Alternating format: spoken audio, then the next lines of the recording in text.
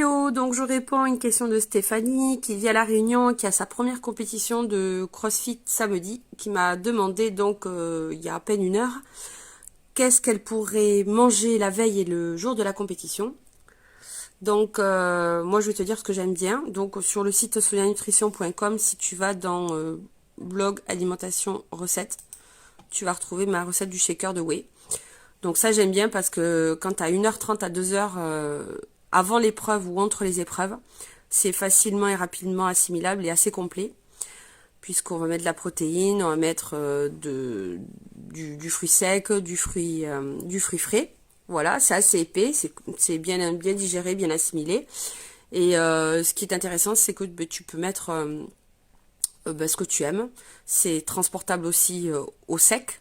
Sauf le lait, bon, une fois ouvert, il faut pas trop qu'il reste à la chaleur et qu'il soit conservé de préférence au frais. Voilà. Donc ça, c'est pour le matin comme entre les épreuves. Tu peux aussi opter pour des barres de protéines ou de céréales hyper protéinées ou de céréales.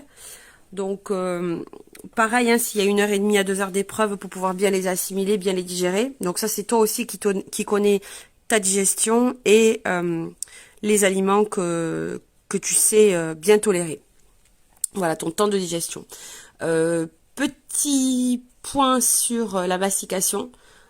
Beaucoup plus y penser à ce moment-là parce que justement, ça va permettre d'améliorer la digestion et de pas la ralentir. Donc, mastique bien, spécialement ce jour-là. Pour la veille, moi, je te recommanderais pour bien dormir d'avoir une alimentation qui soit plutôt végétale, donc des céréales, des légumes, des légumineuses, des végétaux, voilà, tout simplement, puisque vont favoriser la sécrétion de mélatonine, donc l'endormissement et la récupération. Voilà, tu peux mettre de la whey aussi hein, le soir, ou des œufs, ou des petits poissons gras, dans la mesure où tu sais que tu vas bien dormir, donc ça c'est aussi la tolérance de chacun.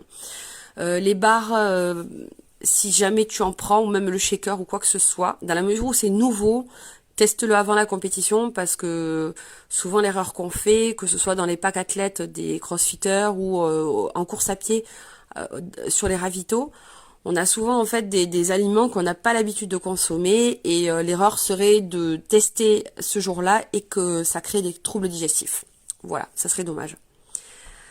Voilà, si jamais tu as pas le temps entre les épreuves, tu peux simplement prendre un fruit frais, une banane par exemple, ou des fruits secs. Les fruits secs qui sont des fruits sans l'eau, hein, à pas confondre avec les fruits gras ou léagineux ou à coque.